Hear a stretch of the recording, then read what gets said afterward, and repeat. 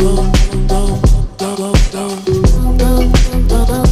запоминаем. Я не помню имена, лица, номера. Я помню только пин-код, виза, мастер-класс. Походка от бедра, это я иду в магаз. Куча консультант меня узнает по глазам. Мой взгляд за меня говорит: я потрачу все, а потом сделаю репит.